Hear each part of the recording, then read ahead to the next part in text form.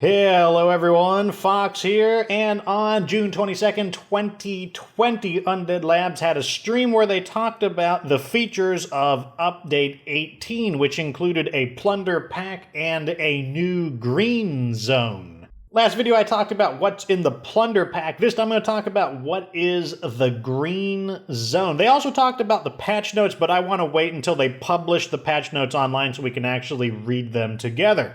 Anyway, so what is the green zone? Well, it is a brand new difficulty that they are adding into State of Decay 2 that is focused on accessibility and inclusivity to newer players. Now, I'm going to save my thoughts about the green zone mostly for a green zone discussion video, so let's mainly focus on just the news as it is. And as you can see here, in their developer build for the game, they already have the green zone. And it says, Green Zone, a more welcoming apocalypse. Enemies deal reduced damage, zombies are less reactive to noise, freaks are rare and less deadly, resources, weapons, and vehicles are more plentiful, and the blood plague is less contagious. Now, they didn't give us any hard numbers, so when they say the blood plague is less contagious, it doesn't exactly tell us how much less contagious it is. So if you're wondering what are the big numbers, we're probably going to have to wait for the patch notes to come out to actually know that. And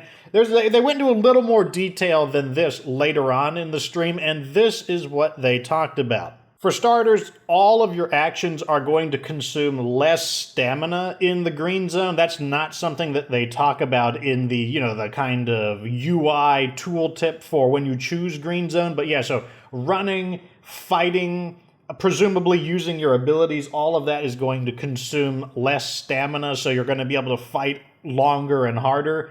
Building things are cheaper. That's another thing they didn't mention. So just like in Nightmare Zone, how when you construct a building, or a facility rather, the cost is doubled.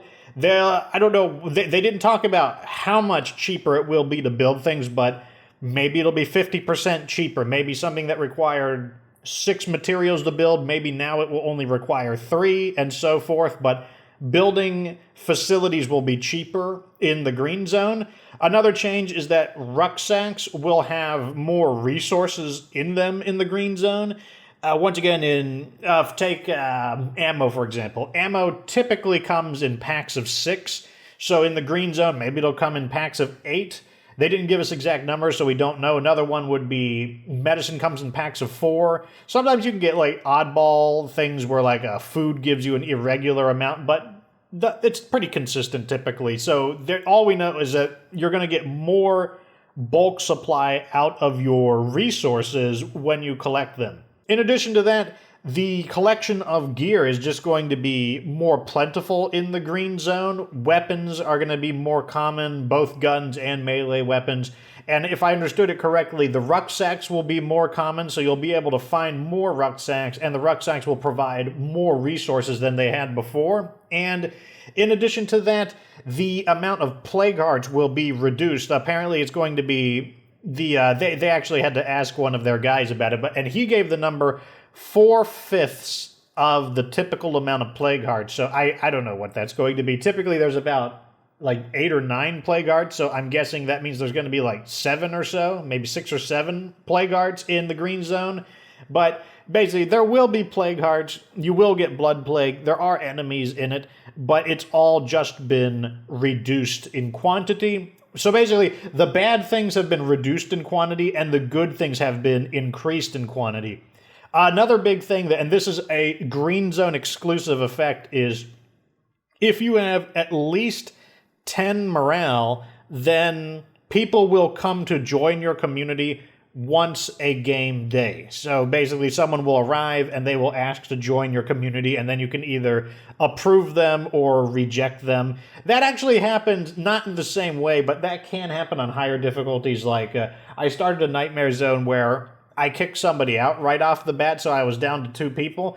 And yeah, I did have people occasionally come and just volunteer to join the community, so I'm sure it's something like that, except in the green zone, it's much more controllable. As long as you have 10 morale, then people are going to come in, and once a day they will ask to join your community in order to make recruiting survivors a lot easier.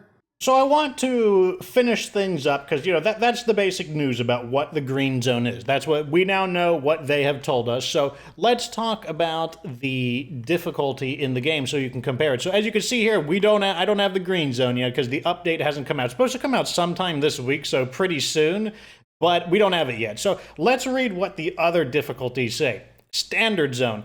Thriving in the face of danger. A fair challenge, not everyone will survive. What to expect? Zombies are a serious threat.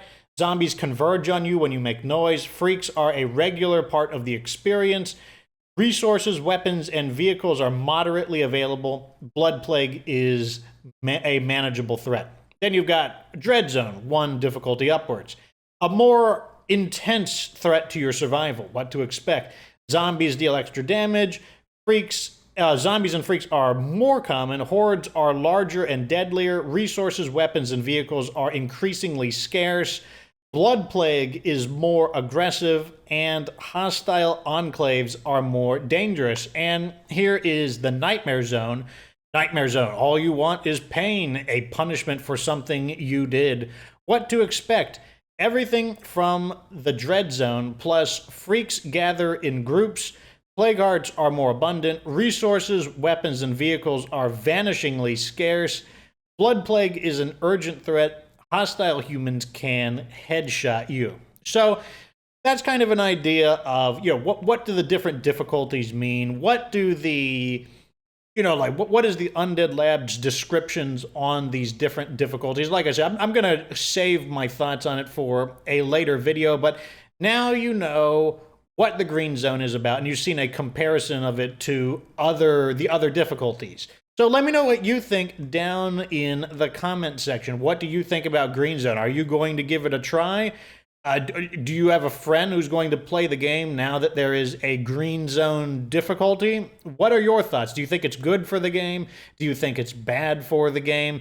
Maybe you don't care. Maybe it's just kind of like, whatever. I'm waiting for something else to come out. Let me know down in the comment section, and I will make a video on what I think about it, just dedicated to it, a green zone discussion later on. And oh yeah, don't forget that all of this will be coming out supposedly pretty soon, sometime in this week. Anyways, that is that. I'll do a full patch reading when it comes out, and yeah. Anyways, like this video if it was informative. Subscribe for future State of Decay 2 news, updates, and stuff like that. And of course, remember that you don't have to be good to get good.